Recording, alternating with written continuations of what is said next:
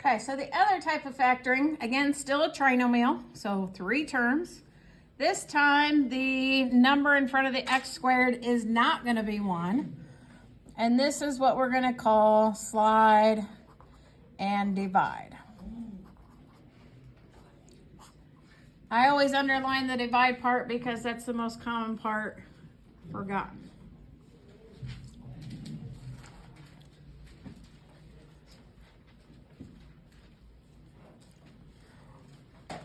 All right.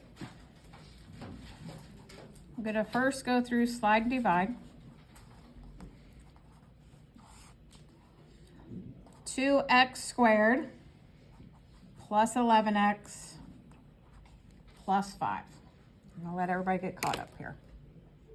All right, how slide and divide works. You're going to obviously identify there's 3 terms. The number in front of the squared term is not 1. So we're going to circle this 2, and we're going to slide it 2 ways. We're going to slide it down here. That's probably the most important part, is drawing that arrow. Then we're also going to slide and multiply it. What's 2 times 5? 10. Now we're going to rewrite this. Since we slid the 2 out of the way, we're now going to rewrite it as x squared plus 11x. And now we're going to slide this 10 in. So x squared plus 11x plus 10. Well, doesn't that look familiar? Isn't that what we just did? Yeah, so we're going to set up the same thing. We're going to set up your blanks. What multiplies to give you 10, but will add to give you 11? Somebody help me out here so we're not stuck on this part. Harrison? 1 and 10. 1 and 10. Does that work? Yeah, so we put that in parentheses just like we just did. X plus 1, x plus 10. But this arrow's here to remind us we need to divide both numbers by this 2.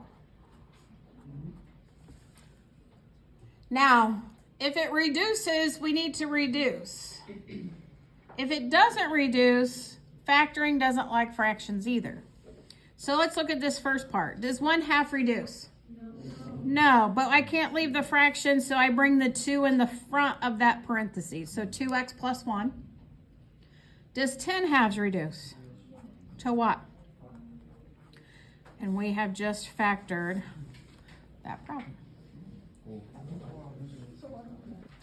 All right, the first problem we're going to do is just a factor, and it is 3x squared minus 5x minus 8.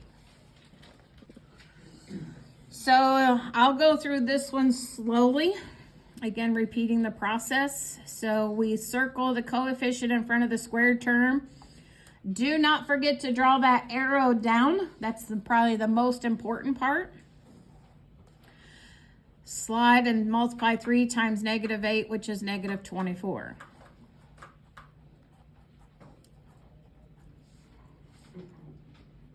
Rewrite it so it's x squared minus 5x, and you slide in that -24. Now you set up your blanks.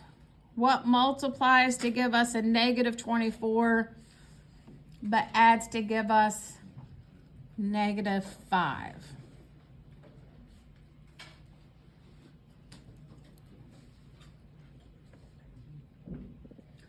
Has anybody figured it out to help me out here so we can keep moving, Abby? 8 and 3. Which one needs to be negative? The 8. So I write this in parentheses, x minus 8, x plus 3. But again, this arrow's here to remind us we need to divide both numbers by. Does 8/3 reduce? So I bring the 3 in front, so 3x minus 8, and 3/3 becomes 1. Questions? Okay, then I'm going to let you guys do number 2 all on your own. 5x squared plus 11x plus 6. So try this one.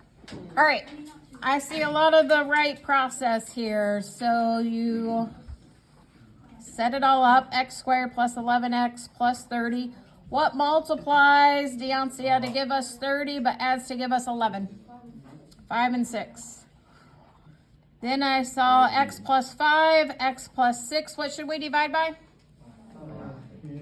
And you guys all had x plus 1, right, for one parenthesis. Remember, it's the bottom number that goes in the front for this second parenthesis. Good. Any questions? All right, I'm going to give you number 3 to try.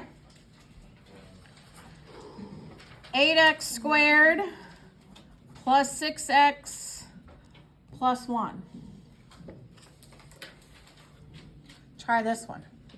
All right, everybody's paper that I came to got to this point. And then what do we divide by? 8. This is what I'm talking about. If it reduces, you must reduce. What is 4/8 reduced by? Or reduced to? 1/2. And 2/8 reduces to? And then if you still have fractions, we bring them in front. And that is our final answer. Are we good?